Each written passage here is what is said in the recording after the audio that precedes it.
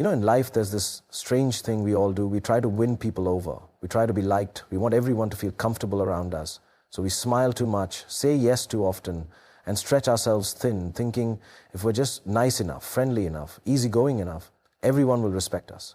But here's the truth, no one tells you early enough. Respect doesn't come from being liked. It comes from being valued. And the sad part is, the more you try to be liked by everyone, the less they end up valuing you. You become that person who's always there, always available, always adjusting, always trying not to offend, always ready to sacrifice your own comfort just to keep the peace. Sounds noble, right? But you know what people start doing? They start taking you for granted. Because anything that's always available starts looking cheap. Look, I'm not saying don't be kind. I'm not saying go around being rude or arrogant. That's not strength. That's insecurity with sunglasses on. I'm saying know your worth. Because when you know your worth, you won't just give it away like free popcorn at a movie premiere. You'll offer it to those who deserve it, to those who respect your time, your energy, and your presence. Think about it. When was the last time you truly valued something that was easy to get? Whether it's people or possessions, we instinctively place more value on what requires effort, boundaries, and intentionality. It's just how we're wired. You don't see people forming lines for something they can pick up off the street. But tell them there's a limited edition, something rare, something precious, and boom, people line up. They pay attention. You need to start treating your own time and energy the same way. In my own life, I've seen it happen. Early in my career, I said yes to every request, every invitation, every meeting. I was everywhere. People would say, Shahrukh is so down to earth, so approachable. And sure, that sounds great. But slowly, I realized I was burning out. And the worst part? Some people didn't respect the effort. It became expected. I was giving my presence away like it was a party favor, not realizing that sometimes mystery is not arrogance, it's preservation. I had to step back, create distance, protect my peace. And the funny thing is, when I started doing that, people didn't pull away, they leaned in. Because when you stop trying so hard to be liked by everyone, you create space for people to genuinely respect you.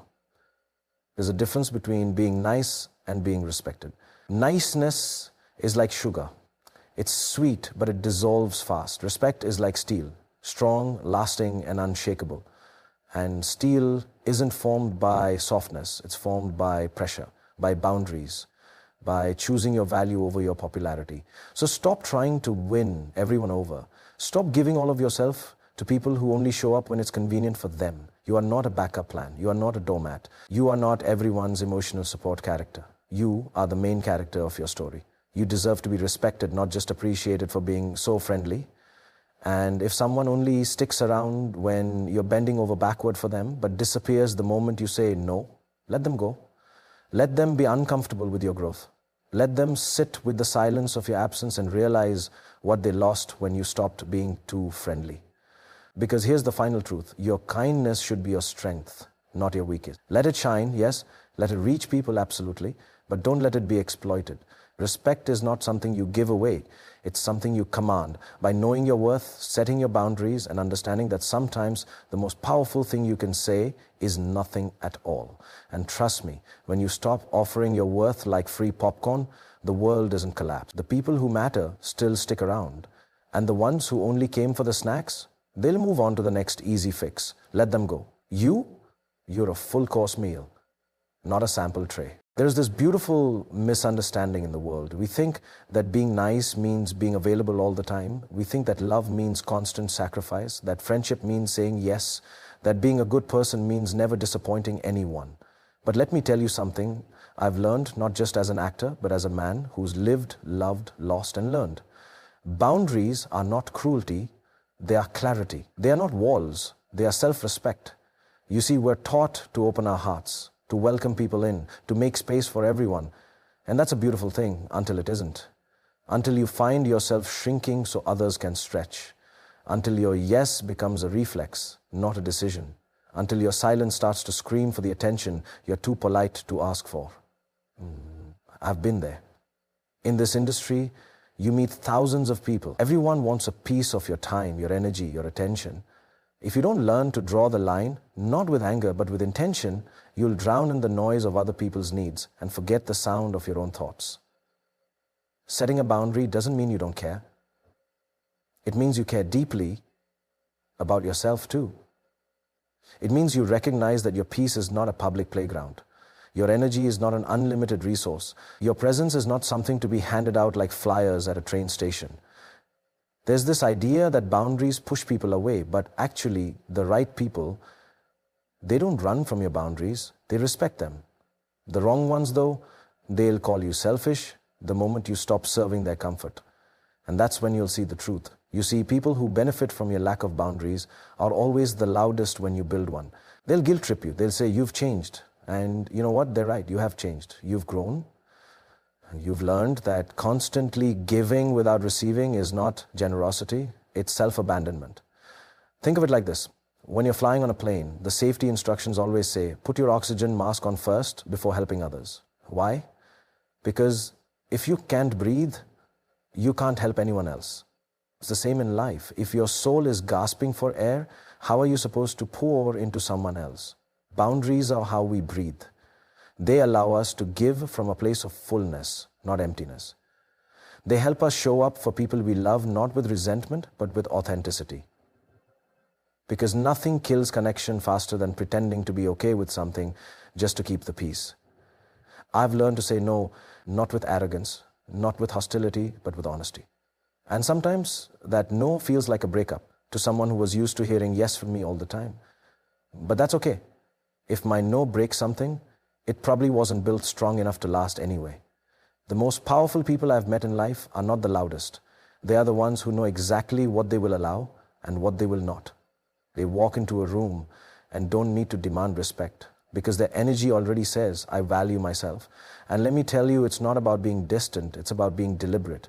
You can be warm and firm. You can be kind and still say, that doesn't work for me. You can love someone and still refuse to tolerate behavior that hurts you. Boundaries are not the end of love. They are the framework in which love can grow. They protect your dignity, they shield your peace, they remind you and everyone around you that you matter. So if you're someone who's always been the giver, the fixer, the pleaser, I see you. And I want to tell you this. It's okay to take your power back. It's okay to disappoint people who only loved you when you were convenient. It's okay to choose yourself without explanation. Because the people who truly care about you, they won't walk away when you draw a boundary. They'll lean in. They'll respect the strength it takes to speak your truth. And you'll finally breathe again, not in a loud, rebellious way, but in a quiet, beautiful, grounded way. The kind of breath that reminds you, you are not here to be consumed by everyone. You are here to be cherished, protected, and respected. And it all starts with a simple, powerful thing: boundaries. Let me say something that may sound a little harsh at first. Not everyone deserves access to your heart. Not because your heart isn't big enough, not because you're not loving enough, but because some people simply haven't earned that kind of intimacy. You see, we live in a world where connection is instant. Likes, comments, messages, DMs. You can reach out to anyone at any time. But somewhere in this constant stream of interactions, we've forgotten something sacred. Access to your heart is a privilege, not a default setting. We give it away so easily. Someone is nice to us for 5 minutes, and we start trusting them with our deepest thoughts. We mistake attention for affection, consistency for loyalty, and charm for character. And in the process, we end up opening doors to people who only came in to look around, not stay. And you know what hurts the most? It's not the heartbreak.